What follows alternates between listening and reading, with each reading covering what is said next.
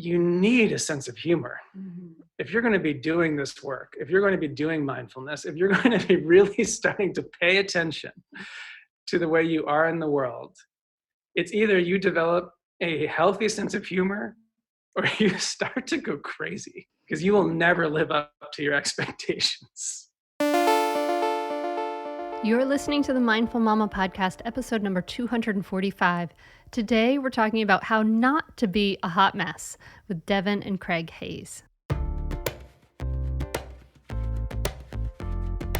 Welcome to the Mindful Mama podcast. Here it's about becoming a less irritable, more joyful parent.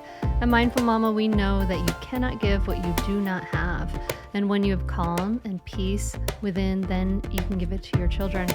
I'm your host, Hunter Clarke-FIELDS, Mindful Mama mentor. I help smart, thoughtful parents stay calm so they can have strong, connected relationships with their children.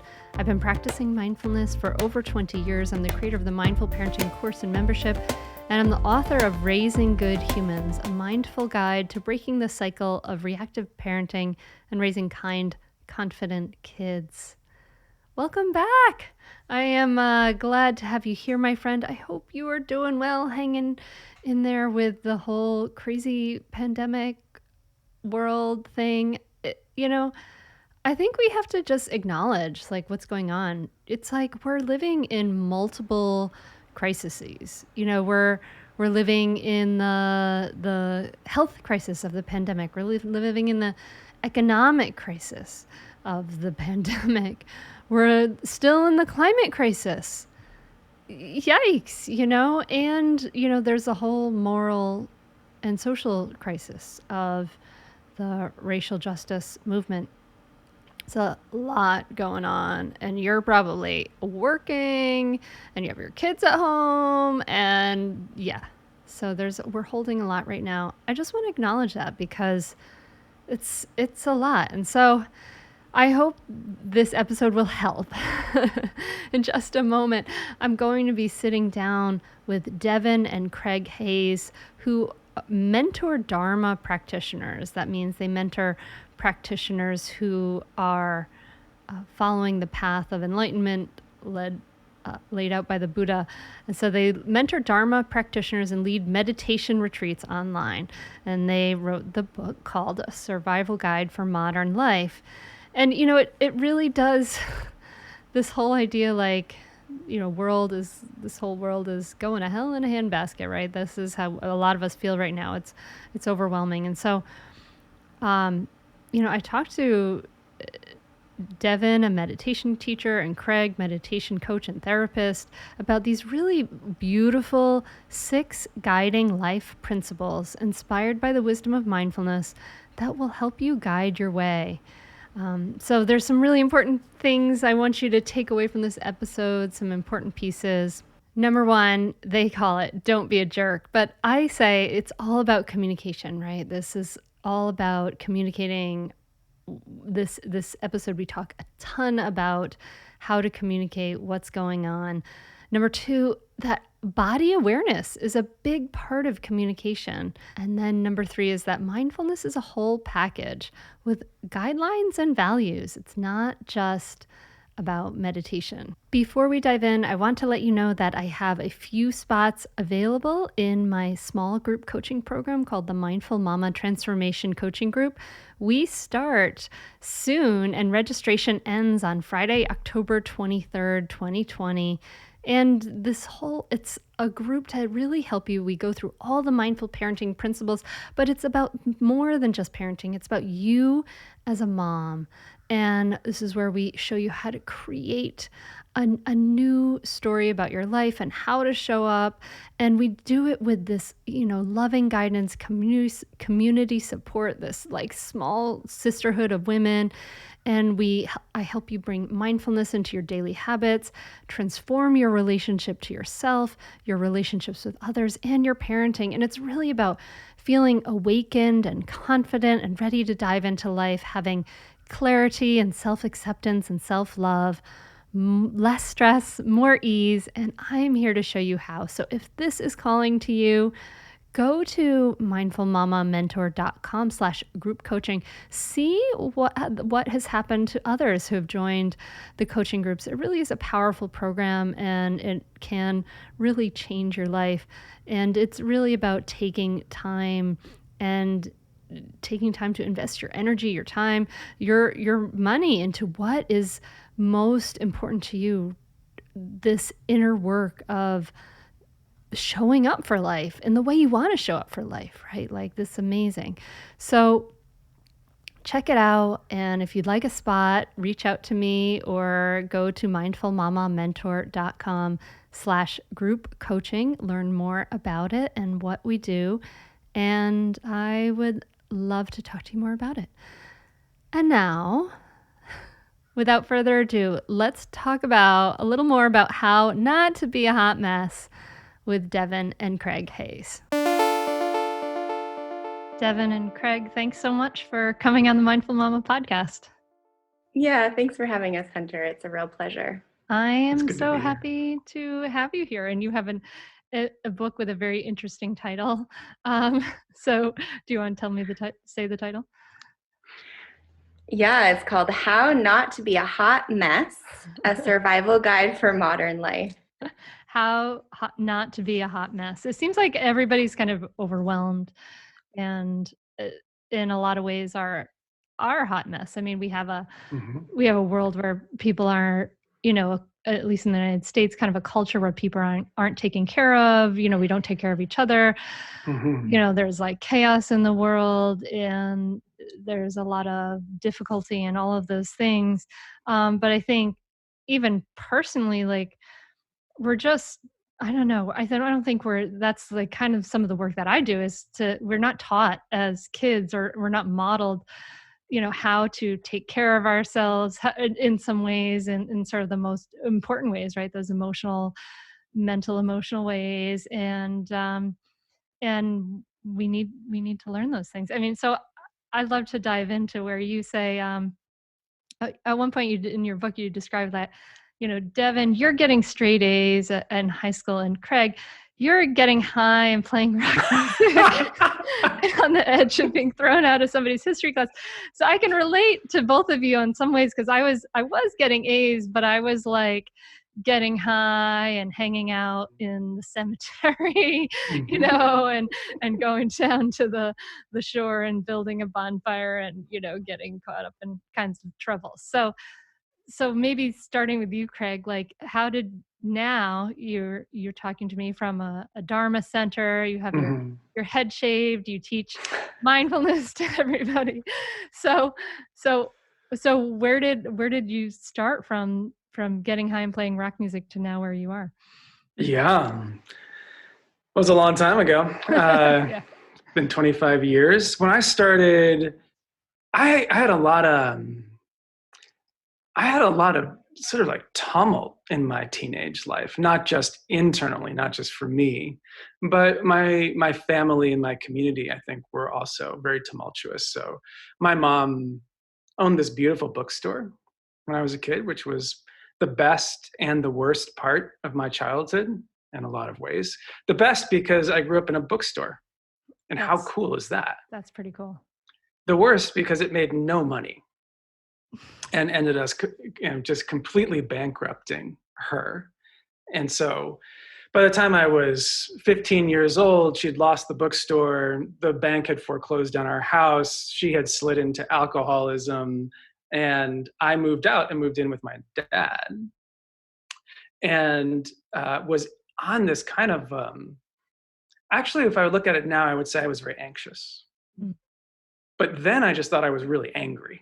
Because for me, my anxiety really manifested as kind of rebellion, anger, F the system kind of behavior. So you said this was like, at some point I saw a date that it was like 1994, right? So yeah, you're about a similar age to I am. I graduated high school in 1996, so I was doing all my crazy stuff then too. So were you listening to like Rage Against the Machine? Yes, I was. 9 Inch Nails fan personally. Yeah, just hard to love 9 Inch Nails. And Nirvana was, Kurt Cobain was my personal hero. Of course. Yeah. Yeah. And then right into that mess dropped my first meditation book. And it was actually a book by Joseph Goldstein. It's called Insight Meditation. And I think what was so revelatory for me about that book was that first it named suffering. You know, it just said really clearly, there is suffering in life. Second, it named a path out of suffering. So that acknowledgement, okay, people suffer. That was a huge piece for me, a huge step to just say, I'm not abnormal. I'm just having a normal human experience. But then that there could be a path, and that path could be a meditative path that could bring me from suffering to something more like peace or satisfaction or connection, was hugely transformative just to read that. And then from there, I met a teacher and started doing retreats, started doing quite long retreats. Even as a young person, I did my first month-long retreat when I was 18. I did a 5-month retreat when I was 19. And then I did a series of 2-month retreats during the summers during college, and then moved into a Zen monastery and stayed there for 6 years. Wow. Wow. So is this our path to not being a hot mess, is to abandon it all and go into a monastery on retreat? Actually, I was a super hot mess while I was living at the monastery. I had a long recovery period. I don't know that I really recommend that people go on months-long retreat or move into a monastery. For me, that was really core to my identity and how I kind of grew into adulthood. And it was important for me to go all in. But I think for most people, it's better probably just to meditate 10 or 20 minutes a day and bring more mindfulness into your life. And then through that, make the kinds of changes that are important to you. Yeah. Yeah. Not that sort of whole hog. I mean, it's interesting because, though, I guess if I think back to the people I was around when I was partying in high school, and if, some of them are dead now, pretty young, because actually I had someone who I spent a long period of time with, who was an ex-boyfriend, who was core to that group of people who died of a drug overdose last year. Right. And Last year. and so if I think of that kind of intense energy of all or nothing kind of energy, if that kind of energy could be directed, if there is that all or nothing energy, could have been directed in at least a healthier way like yours, maybe that might have been helpful. But Devon, that wasn't your path. You were straight A student. What got you onto the meditation path? Yeah, I in some ways was too wholesome. I don't think I ever listened to Nine Inch Nails ever in my life. I was listening to the Beatles in high school. So very different path, very different background. My family was very wholesome. I was an only child, really caring, loving, wise parents, very stable home life. But I think I was a very sensitive kid, and so internalized what I now call sort of elements of whiteness, of white culture.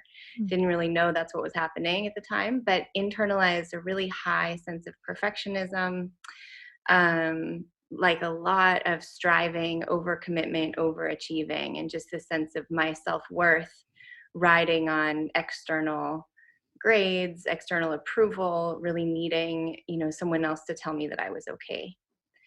And so that dynamic really quite painful, especially as even a young kid. I remember being 14 and 15 in high school and just suffering so much from the sense of it didn't matter how hard I worked, how well I did in school, how many sports I played. It was like my body was never quite right. My approval, it was like always looking for more and more and more. My friends weren't quite right. Just that really like deep sense of, things being ungovernable which I think now is like, no wonder I read my first book on Buddhism in college as a freshman, and the very first premise of the first noble truth, right, of things being unreliable, ungovernable, all the control and kind of fix-it attitude that I had was never going to work. And when I heard that, it was like such a relief, and in some ways kind of common sense. Like, of course, I'm never going to have the perfect situation. But the culture keeps telling me, oh, I just have to get the perfect boyfriend and the perfect house and the perfect job and the perfect body, and then things will be okay. And as I continued, it really hit bottom my sophomore year of college. I was in a sorority under a lot of pressure. I was rowing on the lightweight crew team, under eating, over exercising. And I really sort of hit this wall where it's like, I can't keep doing this. And it was then that I read this book and really started meditating for real. So I was kind of hooked from the beginning. So the book I read was When Things Fall Apart. Great by book. Pema Chodron. Great book. So relevant for right now, even. Oh, always so relevant. So relevant. But I was really, even as a young person, I was like, well, this is what it's about. I want my whole life to be about this. So kind of dedicated from the get-go. That was similar to Craig. Yeah. There was some healing there of, all this striving, this treadmill I've been on, that whole thing. It's like a wake up, like that this isn't working. And here is this path of accepting ourselves instead. Yeah. It was interesting because I could see, I grew up in a pretty white town, and I could see a lot of older women. I went to the gym a lot, and I could see these older women on the treadmill, literally, and reading the same magazines that I was reading. And I could see the trajectory. Like, if I just keep doing what I'm doing, I could end up this way, in the same mind states in my 50s and 60s. And there was a point, I remember it very clearly, actually, kind of just an insight that landed one summer. And I was like, I don't think I want to be like that. I don't think that's what I want my life to be about. And that was pretty transformative too. Like, kind of that fork in the road place where I was like, I'm going to choose to prioritize something different than what I've been focusing on up till now. Yeah. What's really important versus what our culture tells us is important, right? And we wake up to that at different times, or we don't. But this feeling of like, oh, all these things that everyone around me tells me these things that are important are maybe not so important, and what do I really think is important. And a lot of that, as we talk about here on the podcast, is really being present for the life that we have, being able to be here for our lives. And I think that meditation gives us a lot of that. So just to talk a little bit about that, but you have six rules for how to not be a hot mess. So just give us the overview first. What are those 6 rules? Yeah, so we break it down into these 6 chapters, 6 trainings or 6 rules. We call them different things in the book. And the first one is a suggestion that you could meditate. And we talk about the benefits. This is Devon's chapter because we trade off, but we talk about the benefits of meditation mostly from an empirical scientific perspective, quoting a lot of research. And then the second chapter is don't be a jerk. The idea here is that a jerk is somebody who causes harm. And if you cause harm, you will end up unhappy yourself. The third is give a little. And we, again, quote a lot of the research on the benefits of generosity. And then fourth is say what's true, and talk about all of the wonderful things about a wise speech.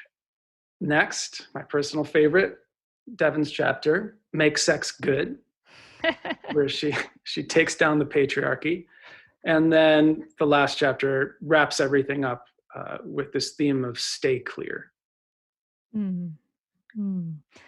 So meditate, don't be a jerk, give a little, say what's true, make sex good, stay clear. I like these titles, and I'm glad that you have sort of brought them in. Is now maybe for you, Craig, like are any of these 6 that were more difficult than the others? More difficult to live or more difficult to write? To live. To live. Yeah. I think the most difficult for me is when I really get into the subtlety of my speech. Mm. So I grew up in New York. I grew up around people who speak, I think on the positive end of the spectrum, they speak very directly. And on the not so positive end of the spectrum, I think there's a lot of harsh speech, judgmental speech, speech that causes harm or pain to others and to ourselves. And so for me, I've been doing these practices for more than 20 years. I've been watching my speech for more than 20 years. And it amazes me the things that still come out of my mouth. It's true. We have verification here. Kind of on a weekly basis. We're both surprised. You wrote that chapter? Yeah. My speech. It's all right. I wrote a chapter. I tell people how not to yell, and then I'm like, oh my goodness, I'm sorry. Humbling. Yeah, the Yes. whole thing is humbling. Yeah, teaching these things in general is pretty humbling. Yeah. So what are some of the things that what are some of the ways that we can practice better speech? Because communication is incredibly important to me too. I teach a mindful parenting course that brings together these two things, like that skillful communication and, mindfulness and compassion, right? And I think that we can't really have one without the other. They're like the life skills like that everybody needs, right? Or we need some help with our communication. We aren't taught that, of course, but what do you identify as some of the things that we need to work on in our speech and some ways we can improve our speech?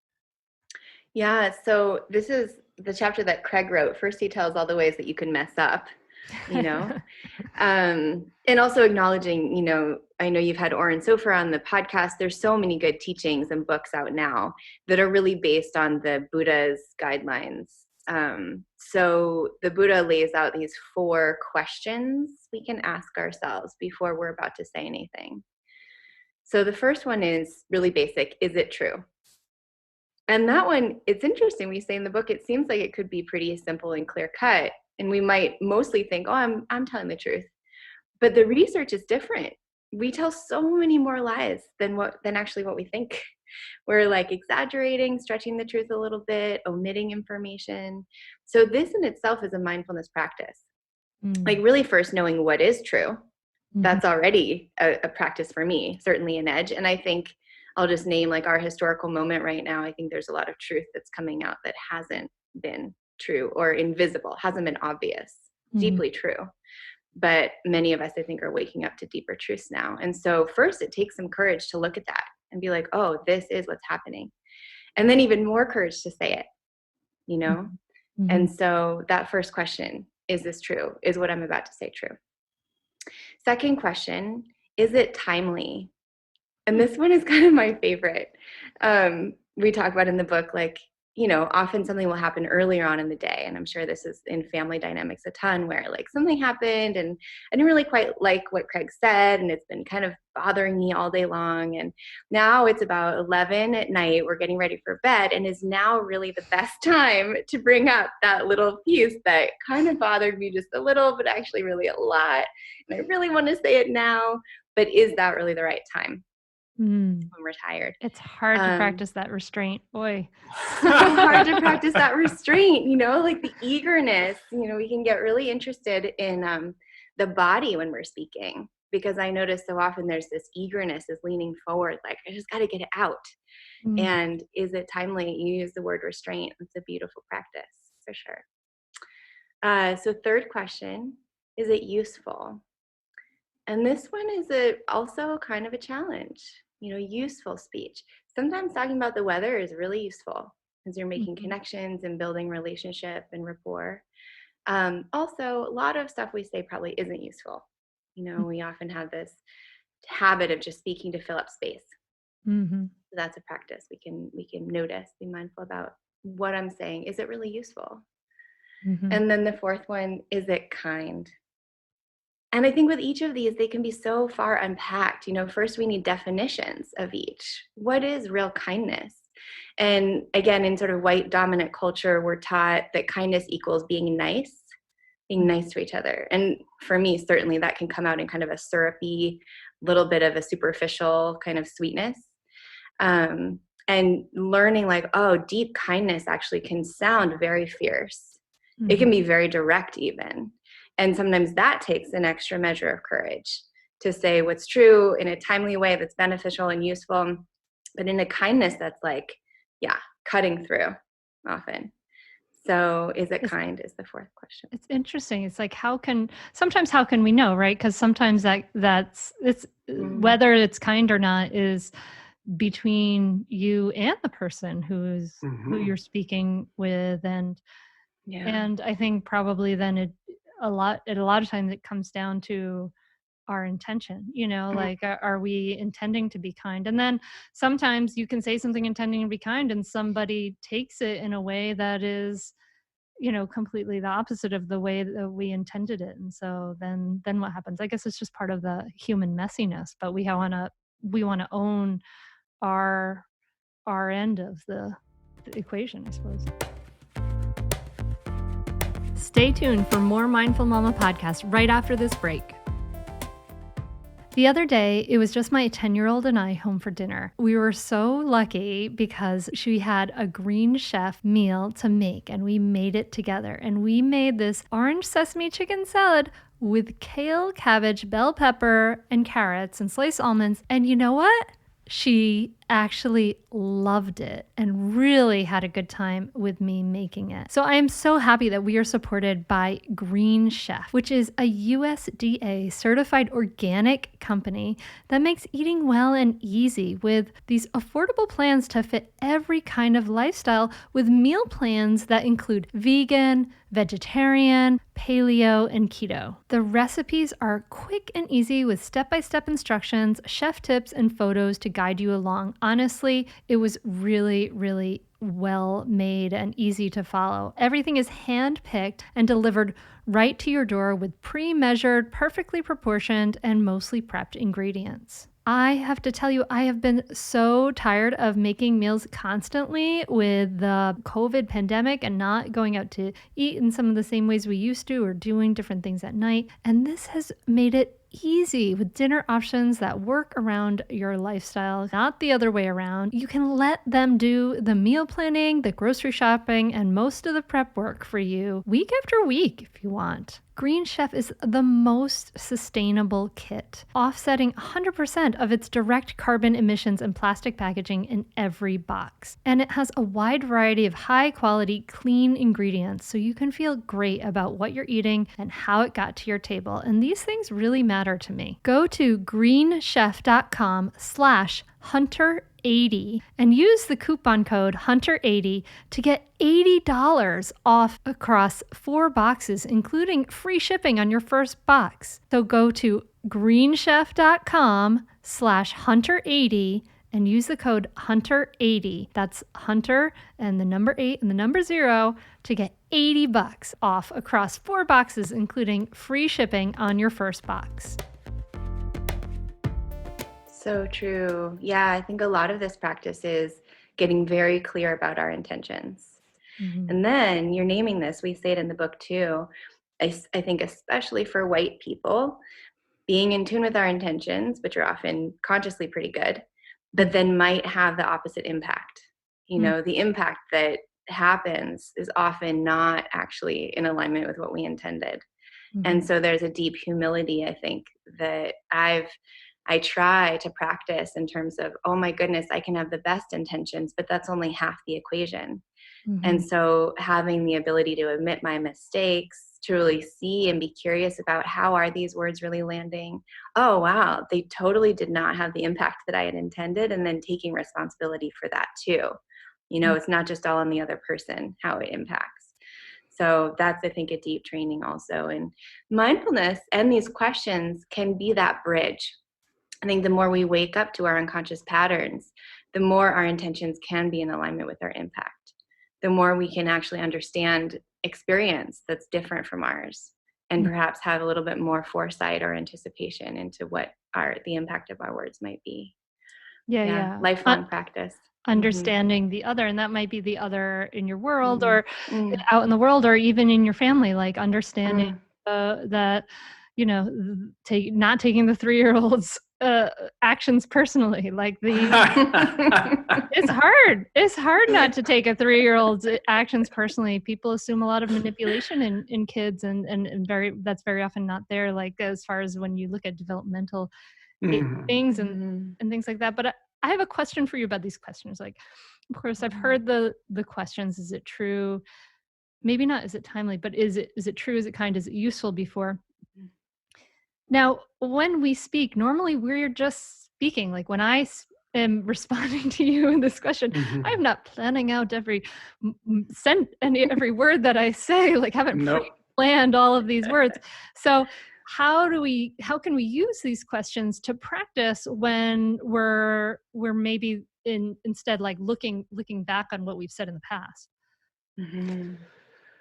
Yeah, this is why it's such a subtle, difficult practice, because first of all, we're speaking so much. So much of our world is about speech, and that's verbal speech, that's speech by text, that's speech by social media, that's speech on the comments section on the Washington Post, that's all these different kinds of speech. So we're speaking all the time, email, et cetera, et cetera. That's what makes this such a challenge to track it moment by moment. And I think that there's a pre-practice even to these 4 questions, which is the body. And we talk about this throughout the book. When we are alive in our bodies, when we are really connected with our bodies, we can feel how it's going. It's kind of like a barometer for our speech. If we're starting to contract, if we feel that the body seems off balance, leaning forward, leaning back, topsy-turvy,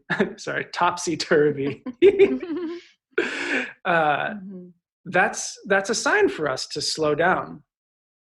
That's a sign for us to be really awake and aware to what we're saying. So that body awareness actually becomes integral to how we are in the world. And from that body awareness, it's much easier to ask these questions in the moment. So like you're saying, we don't have a planned speech. We're actually speaking in the moment, and we're counting on our own awareness of our speech through the lens of these 4 questions to help us be appropriate and helpful and connected to others. And at the same time, we make mistakes. And that's another theme of this book. Every chapter of this book talks about the kinds of mistakes that can be made along the way, because my feeling is that you need a sense of humor. If you're going to be doing this work, if you're going to be doing mindfulness, if you're going to be really starting to pay attention to the way you are in the world, it's either you develop a healthy sense of humor or you start to go crazy, because you will never live up to your expectations. And I think also, we sort of joke, one friend, we had all these different titles for this book. And one friend was like, no, you should really call it How to Be a Hot Mess. Because in some ways, and we know it's practice is all about really coming home to things as they are. And so as a sort of recovering perfectionist, I'll say that the mistakes and the messiness is key. How else would we learn? So a lot of it is sort of learning to embrace the really deep, hot mess that we're in individually and collectively, and first coming into right relationship with that, and then getting very curious about how it comes to be, how it feels, do this, do that, notice what happens. A lot of curiosity is needed. Yeah. So taking curiosity rather than judgment to our challenges, to our mistakes, taking a sense of humor to our mistakes. And that's such beautiful advice, because not only does that allow us to then start again and again and again, which is needed, right? We have to keep beginning anew and beginning anew and beginning anew. We have to keep starting over. But it also, like, I'll speak as parents, like, it allows us to be able to, when we're less judgmental of it, it allows us to own our mistakes more and to share them and to say, yeah, look at this. This is a mistake I made, and that's what happened. And to be able to then, teach our children through modeling how, we make mistakes and this is what happens. And I think that acceptance of our humanity is really sort of like this sort of foundation underlying everything you're talking about. Absolutely. Absolutely. So what was a favorite chapter to write and to work on? what maybe Devon, what was one of your favorite chapters? Sure. Well, yeah, I like the sense of humor that's embedded throughout. So I have little parts and stories that I like. I like a lot of Craig's stories about how bad he's messed up before. Those are fun. But I think probably sort of the biggest chapter to write was the sex chapter. That was definitely the hardest. And it's, we go back and forth. Craig wrote one, I wrote one. But this sex chapter has my name on it, and it has a whole lot of conversations behind it. So we had to really sit down and look at, we get a little bit cultural studies in this chapter, like big cultural forces like patriarchy, objectification, and commodification. And I'll say it took a lot of us kind of pulling those pieces apart and noticing how they were manifesting collectively and in our own bodies for me to be able to name them. What is commodification? Yeah, great. So I talk about sort of the 3 pillars of bad sex. Oh, great. And so patriarchy is the first one, right? The one that basically says, like, men are first, everybody else comes second or third or fourth or fifth. And saying, like, naming how all of that, even for men, doesn't benefit them either. So then objectification is the sense of our bodies as objects to own. And then commodification is even one step further than that. Like, these bodies are controllable, right? So they're like commodities that can be bought and sold and traded and are made to be put to my own use for my own pleasure. So when you get those 3, that kind of cocktail mixed all together, you get, like, men are meant to control, objectify, and own certain bodies. And other bodies are just meant to be objects that can be owned and controlled. Okay, all right. So commodification is kind of how I would say that, like turning it into like a commodity that can be bought and sold. All right. So was your sex not as good in the beginning? Do you have a good my history, my sexual history, I mean, I think it was very much not good, but naming it wasn't about my partners, it wasn't about anything individual. It was so much more just because we were all at the whim of these bigger forces.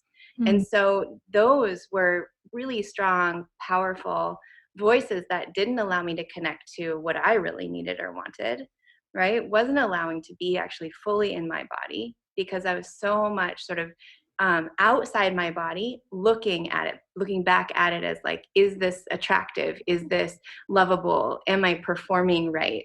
Am I enough for my partner?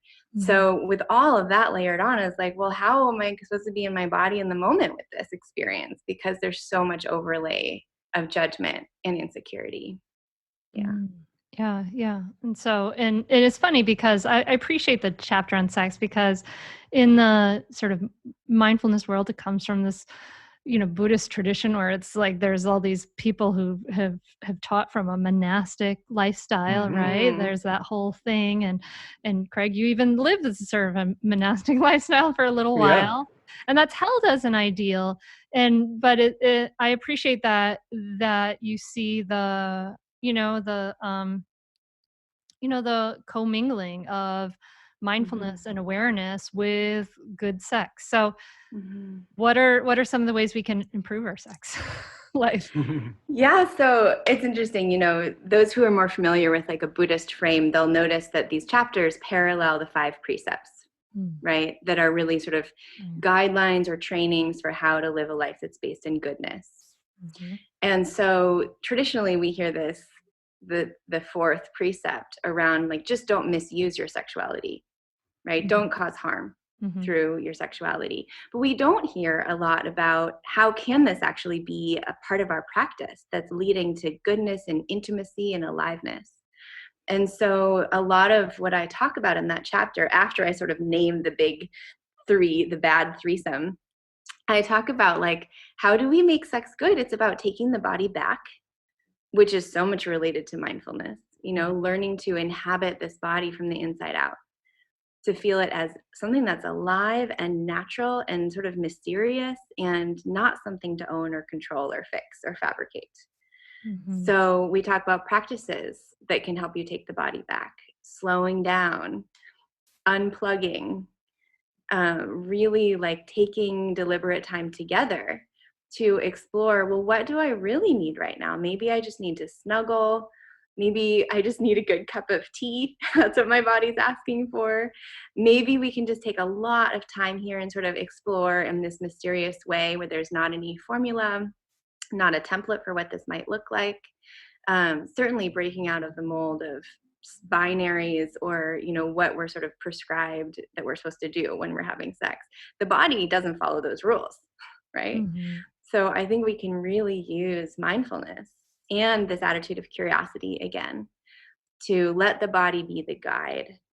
And sometimes that can feel, certainly for me, a lot of letting go. It's scary, not easy, still very much part of my practice. It's an edge for me.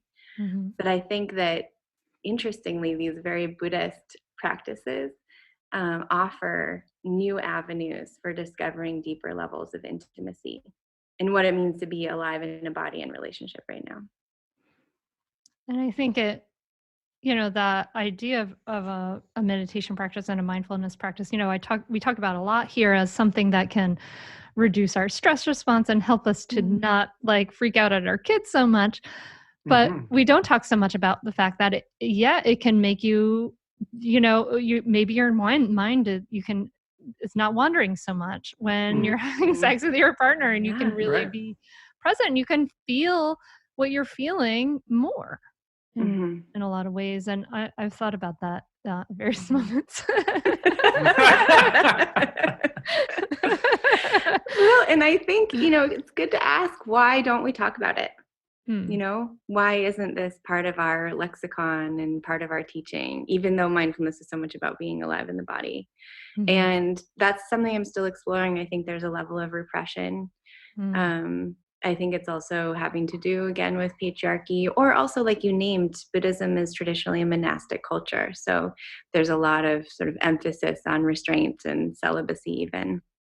So naming those dynamics and sort of the historical roots has been helpful for me too, to sort of see like, well, why is this so kind of secret, Mm-hmm. So tell me about Don't Be a Jerk. Yeah. What were some of the stumbling blocks in being in that in living that piece? Right.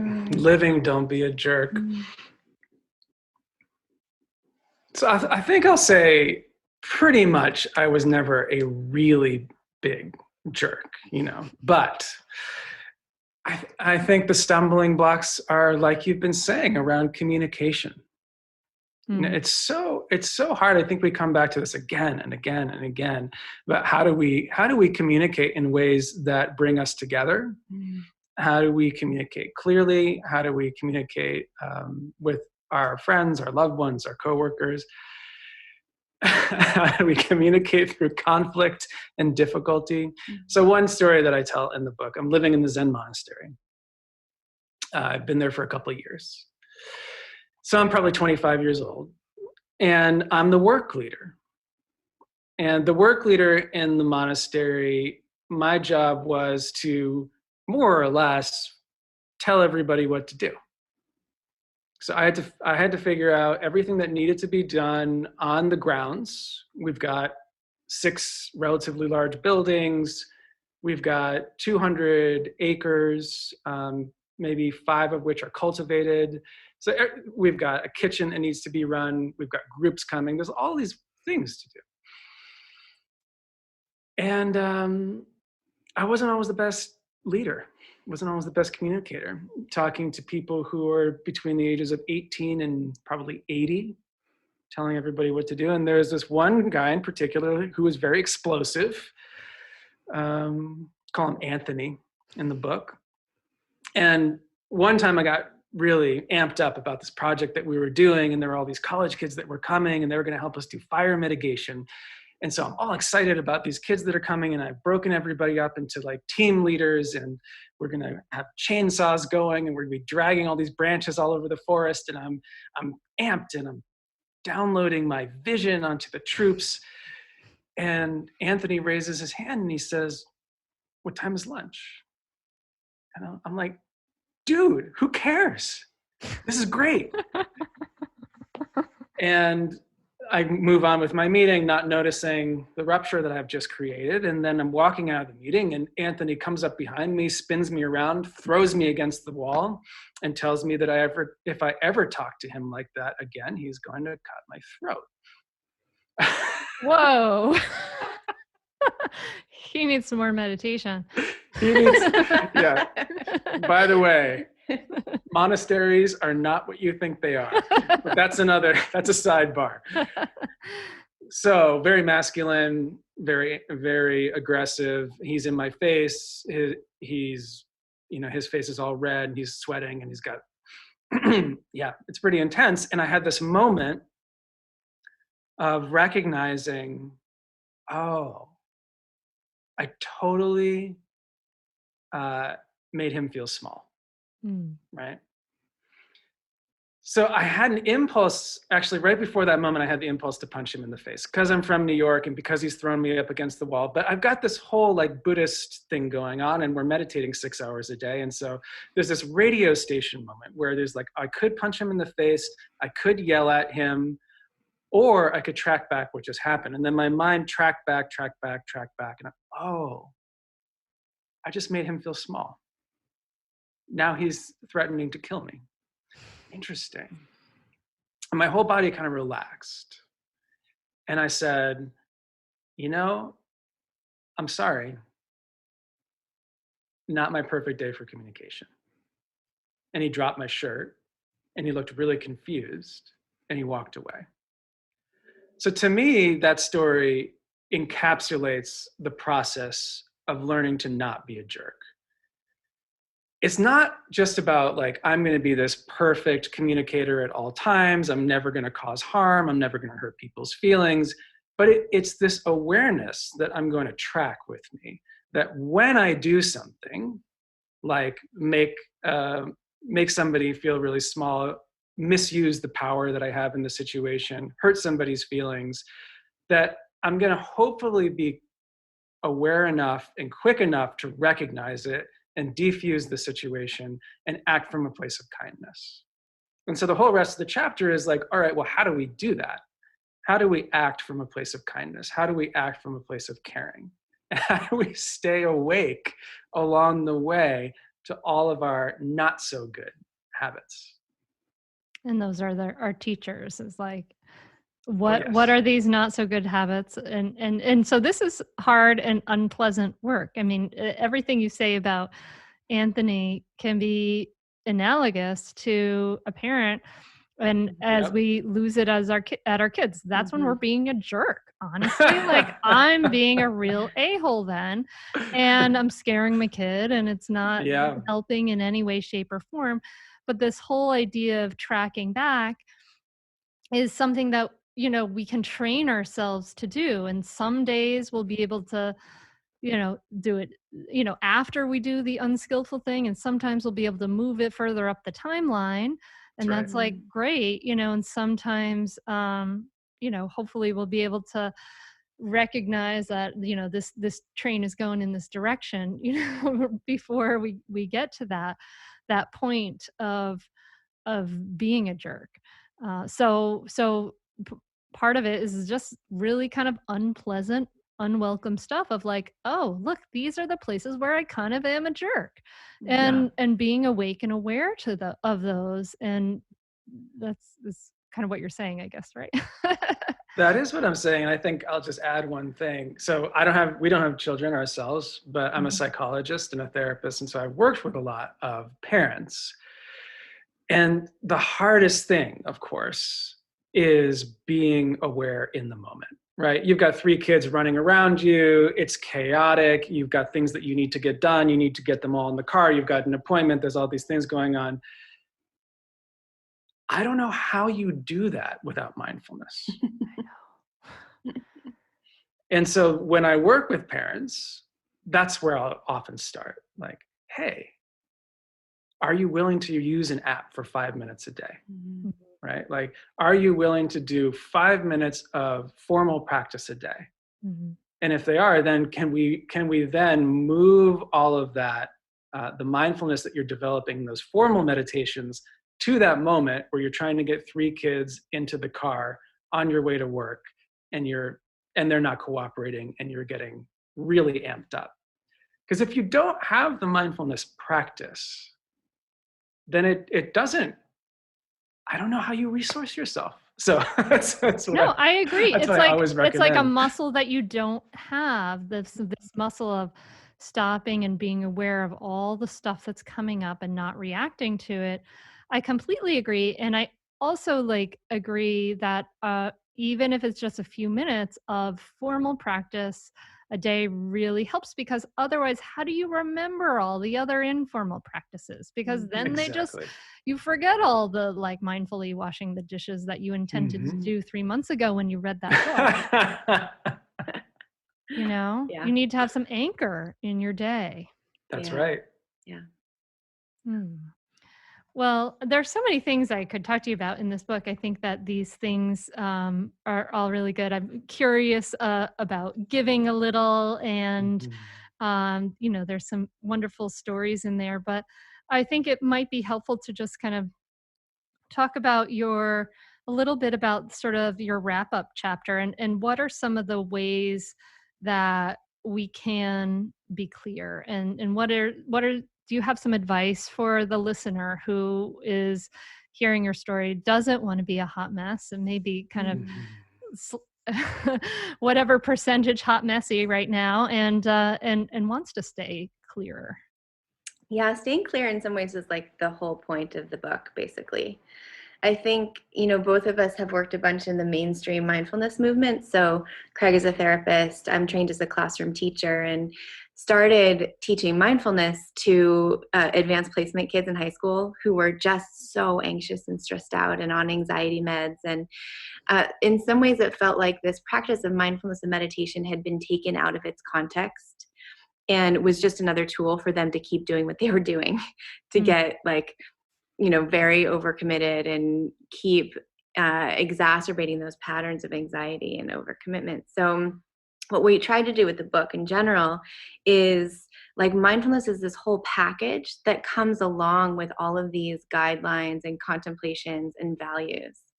So when we know, mindfulness and meditation is actually about staying very clear with what's happening inside me and what's happening outside. And that's no simple thing, actually. When we start to sit down and really get clear about our hearts and minds, we start to see, this action leads to this result. So while binging on Netflix right now feels like the right thing, it might not actually lead to happiness later. I might actually start to feel not so good, get a headache, right? Not get the stuff done I needed to do. So we talk about how staying clear is certainly about meditating, knowing what's happening at any given moment, but then really being upright about, what do I care about? Getting clear about, what are my values? And then how am I living through these values? So we're kind of a culture of addiction, right? We like short-term pleasure. So, and all kinds of things can be that. It can be food, it can be alcohol, it could be drugs, it could be TV, it could be a relationship. And when we're in this addictive pattern, it dulls out our clarity, right? All these substances, these habits that we have keep us on this cycle. So at some point, Craig tells his story about his relationship with drugs and alcohol. at some point, we sort of have to cut that cycle and get very real and honest. Like, how am I living my values? And if I'm not living my values, what do I need to change? How can I simplify? What do I need to let go of? Not easy questions to ask. And it's not kind of a black or white thing. It's not like, oh, you should just stop drinking all alcohol, stop any kind of drug use. We talk actually a little bit about how there's complexity. You know, sometimes hallucinogens can really further our clarity in some ways. And so it's more like asking the question, you know, if I have this glass of wine for dinner, how do I feel the next day?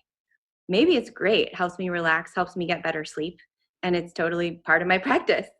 Maybe I don't feel so good the next morning, and so I'll make a different choice the next time. Mm-hmm. So it's very individual. But I think this value or this sort of guideline around clarity and being really clear with ourselves and others, this can be such a beautiful complement to our mindfulness practice. Yeah, I agree. And I think the sort of glass of wine at dinner is a great example, I guess, for me personally, because like I grew up in a family where we have a glass of wine at dinner, and I normally have a glass of wine at dinner.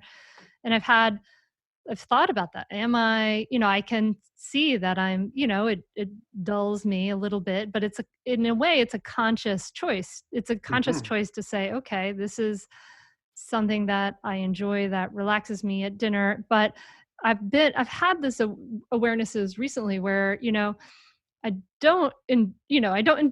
second glass of wine doesn't feel as good. Yeah. The glass of wine after, more like 5 or 6 p.m. is like optimal for me.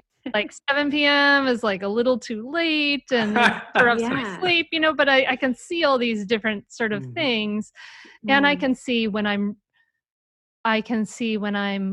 wanting it in a slightly more unhealthy way versus, a healthier way. And so then I can start to like question that. Right. And so but I think that you're right. Like that so I want to offer for the listener, like there's room for Netflix and cheese puffs and glass of wine, right? But it's just like totally. How much and how does it affect you? And, and can we live our values and have some of these pleasures in a balanced, healthy way? Exactly. Very well said. Yeah. Did you have something you wanted to add? I just want to agree with you. I think it's about that moment-to-moment awareness. And if we're really awake to what's going on, we'll know what is the appropriate thing. And we'll even know tonight is a good night for a glass of wine. And then the next night might be, tonight is not a great night for a glass of wine.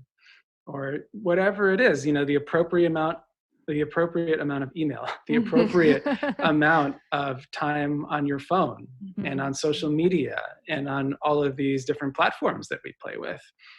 None of these are bad things, but getting caught by them can start to feel like kind of a dulling thing.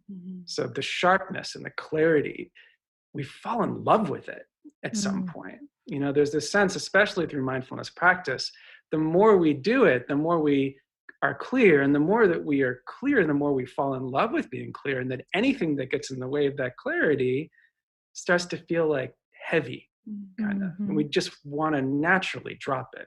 Not in a moralistic way, but just in a like, I want to feel lighter. I want to feel good. I want to feel connected.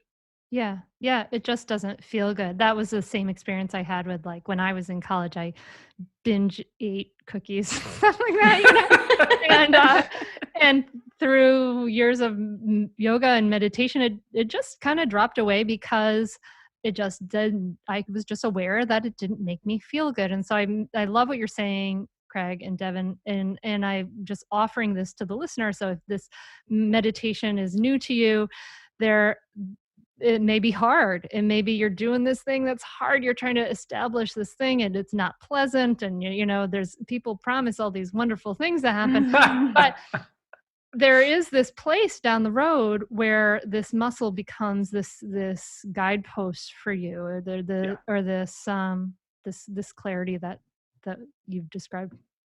It's really beautiful. Yeah. So Devon, Craig, thank you so much for your humor and your honesty. And for coming on the podcast and for for sharing this beautiful little book. I think it would be a fun book to. I'm kind of excited to sort of like have this on my shelf because it's hot pink with yellow letters.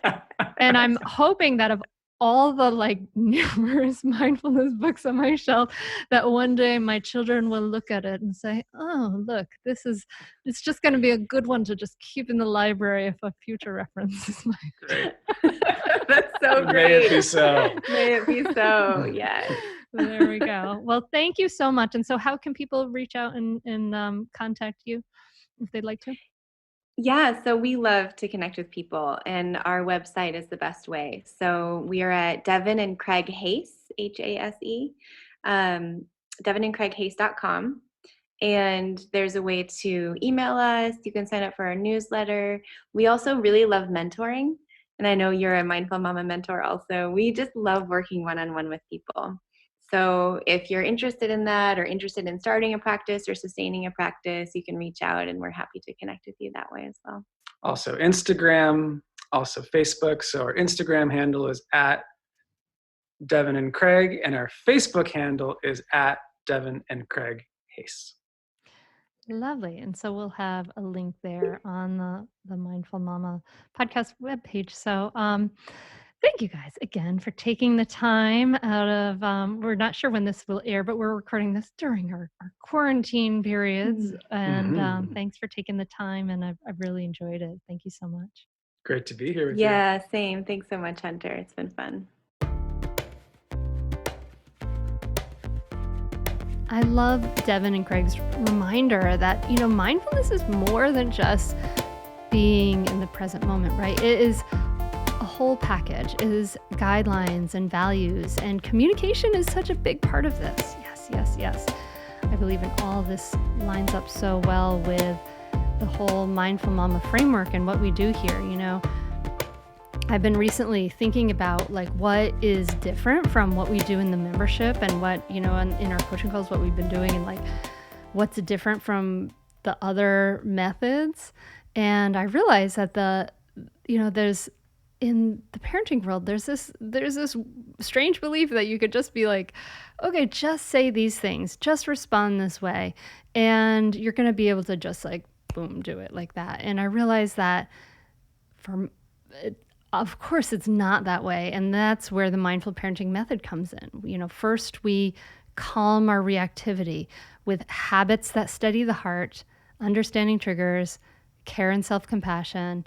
And then step 2 is compassionate listening. And then step 3 is speaking from the heart and mindful problem solving. We don't have to use punishments and threats. And this is a whole package, if you are interested in going beyond the membership, beyond the podcast, you want to take this work deeper, you want to spend a few months working with me closely with a small group of women, then like I mentioned in the intro, the Mindful Mama Transformation Coaching Group, I have a few spots open, I think still when this comes out. And it's a powerful program, and it really is about creating less stress, more ease, and more self-understanding, more self-awareness, more self-love, all from the inside out. And I walk you through that. And I really love these groups. It's an amazing thing to do. So if you're interested in that, go to mindfulmamamentor.com/group coaching to learn more. We should have a link in the show notes. You could kind of flip over on your whatever your device you're listening on and find the tab and show the show notes. So you could probably find that link right now, actually, and learn more. Check it out. And of course, reach out to me if you have any questions. And whatever you're doing, whatever is going on in your life, whatever you're holding, and I know we're all holding a lot. We're holding all these things happening, crises, the pandemic, the election. If you're in the States, like, oy vey, your kids' school. It's so much. So I just want to acknowledge that, right? Like we're holding so much. I would love to walk with you and help you hold that too. And I'm just wishing you peace. I'm wishing you moments of peace, moments of joy, moments of stillness so that you can relax into all of this, to soften into all of this. That's our work, isn't it? Yeah. All right. So thank you so much for listening. Next week, I will be back with an amazing teacher that I really had such a great time talking to, Ora Nadrich, talking about how to recenter and replenish. And I can't wait to talk to you soon. If you've enjoyed this, let me know. Take a screenshot of you listening to it. Tag me on Instagram at Mindful Mama Mentor, and let me know your takeaways. What is coming to the surface for you? What is in your heart from this episode for you? And I would love to know and have that conversation with you. And I'm wishing you a beautiful week, my friend. Thank you so much for taking the time to listen. I'm really honored that you spent this time with me. Namaste.